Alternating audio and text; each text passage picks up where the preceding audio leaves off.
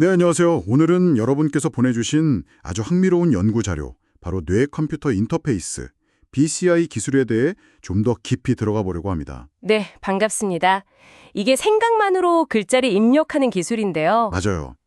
특히 이제 척수 손상이라 이런 걸로 움직임이 좀 불편하신 분들께는 정말 새로운 소통의 문을 열어줄 수도 있는 그런 기술이죠. 보내주신 자료가 특정 참가자 T5라고 하는데요. 이분의 뇌 신호를 분석해서 가상 키보드로 타이핑하는 시스템 개발에 관한 논문입니다. 네, 어떻게 하면 생각만으로 더 빠르고 정확하게 타이핑할 수 있을까? 이게 핵심 목표인 거죠. 자, 그럼 이 연구 속으로 한번 같이 들어가 볼까요? 좋습니다. 기존에도 BCI 기술들이 있었잖아요. 거서 움직이거나 아니면 이렇게 생각으로 글씨를 쓰는 방식도 있었는데. 네, 있었죠. 근데 속도가 아무래도 좀 실제 키보드 타이핑 속도에는 많이 못 미쳤거든요. 그렇죠. 그래서 이 연구팀은 실제 우리가 손가락으로 타이핑하는 그 움직임 자체를 뇌에서 한번 읽어보자 이런 시도를 한 거예요. 70세 촉수 손상 참가자 T5의 뇌파를 이용했고요. 네. 근데 여기서 처음부터 좀 난관이 있었어요. 그 5손가락 있잖아요. 네네. 이걸 각각의 움직임, 그러니까 굽혔다 폈다 하는 이 신호를 따로따로 읽으려고 해봤더니 어땠나요? 정확도가 한 71%, 그 정도 수준이었어요. 아, 생각보다는 좀 낮은데요? 네, 이게 왜냐면 손가락들이 사실 되게 가깝고 뭐랄까 생체역학적으로 다 연결되어 있잖아요. 아, 그렇죠. 검지 움직이를 해도 중지가 약간 따라 움직이기도 하고 그러니까. 맞아요. 그러니까 뇌 신호상으로는 이게 검지인지 중지인지 그 구분이 꽤 어려웠던 거죠. 시스템이 혼동하기 쉬웠다는 거고요. 특히 붙어있는 손가락들 사이에서요. 네, 바로 그겁니다. 그래서 연구팀이 여기서 아주 재밌는 생각을 해요. 발상의 전환이죠. 네, 바로 이 부분인데요. 5손가락을 하나하나 보지 말고 이걸 그룹으로 묶어보자. 이렇게 된 거죠? 그렇습니다. 세 그룹으로요. 엄지 하나, 그리고 검지랑 중지 묶어서 하나, 마지막으로 약지랑 새끼손가락 묶어서 또 하나, 이렇게 세 그룹으로요. 그러니까 5개의 개별 신호가 아니라 3개의 그룹 신호로 본 거네요. 결과는 어땠어요? 이게 놀랍게도 정확도가 95%까지 확 올라갔습니다. 와, 71%에서 95%요? 엄청난데요? 네, 제어 단위를 단순화했더니 오히려 뇌가 보내는 의도를 더 명확하게 잡아낼 수 있게 된 거죠. 어떻게 보면 약간 역설적이랄까? 그러네요. 덜 세밀하게 보니까 더 잘 보이더라 이런 느낌인데 이게 이 연구의 핵심적인 돌파구 중 하나인 것 같아요. 맞습니다. 그리고 이걸 단순히 신호 해독에만 쓴 게 아니라 아, 키보드 디자인에도 적용했죠. 네, 그 3개 그룹핑 아이디어를 그대로 가져와서 3D 가상 키보드를 만들었어요.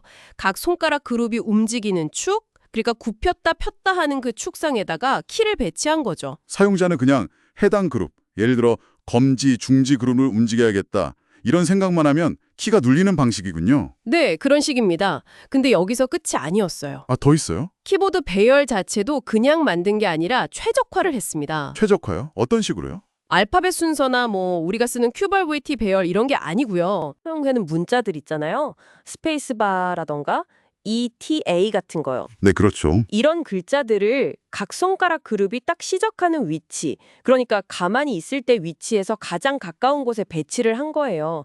일종의 탐욕적 알고리즘을 쓴 거죠. 아하. 자주 쓰는 글자일수록 가장 누르기 쉬운, 가장 가까운 곳에 뒀다. 그 결과는 어땠나요? 이렇게 하니까 그냥 무작위로 문자를 배열한 키보드랑 비교했을 때요. 타이핑할 때 가상 손가락이 움직여야 하는 평균 거리가 거의 절반으로 줄었어요. 와, 절반이요? 그럼 훨씬 효율적이 된 거네요? 이동거리가 줄면 당연히 속도에도 영향이 있겠죠? 그렇죠. 직접적인 영향을 미칩니다. 실제 실험 결과도 이걸 보여주는데요. 실제 참가자 T5가 이걸 사용했을 때 성능 궁금한데요? 네, 그 폐쇄 루프 실험이라고 하죠. 참가자가 실시간으로 시스템 피드백 받으면서 타이핑하는 테스트요. 거기서 T5가 제시된 31개 문자를 입력했는데 정확도가 약 90%였습니다. 오, 90%면 꽤 높은데요? 시간은 얼마나 걸렸어요? 각 문자를 선택하는데 평균 4.3초가 걸렸어요. 근데 여기에는 약간의 안전장치 같은 시간이 포함되어 있어요. 안전장치요. 네, 실수로 잘못 누르는 걸 막으려고 키 위에 한 2초 정도는 머물러야 선택이 되도록 설정했거든요. 아하, 그 2초 고정 선택 시간이 포함된 거군요. 그럼 실제 뇌 신호로 의도를 전달하고 키를 누르는 데 걸린 시간은 그 2초를 빼면 한 2.3초 정도네요, 문자당. 네, 그렇게 볼 수 있죠. 이걸 분당 속도로 한번 환산해 보면 네. 만약에 그 2초 대기 시간 없이 그냥 딱 클릭하는 신호로 바로바로 입력할 수 있다면 분당 약 21개의 정확한 문자를 입력하는 속도에 해당할 수 있다. 이렇게 연구진은 추정합니다. 분당 21자. 물론 아직 일반 타이핑 속도에는 미치지 못하지만 그래도 생각만으로 이 정도 속도를 낼 수 있다는 가능성을 보여준 건 정말 대단한데요. 맞습니다. 특히 의도된 손가락 움직임을 디코딩하는 방식으로는 상당히 의미 있는 결과죠. 자, 그럼 정리를 좀 해보면 이 연구는 5손가락 대신에 3그룹으로 붙어서 뇌 신호 해독 정확도를 95%까지 확 끌어올리고 네, 그게 첫 번째 핵심이고 그리고 언어 통계, 그러니까 자주 쓰는 글자를 활용해서 키보드 배치를 최적화해서 효율성까지 높였다. 이렇게 해서 새로운 방식의 BCI 타이핑 시스템을 성공적으로 구현했다. 이렇게 볼 수 있겠네요. 정확합니다.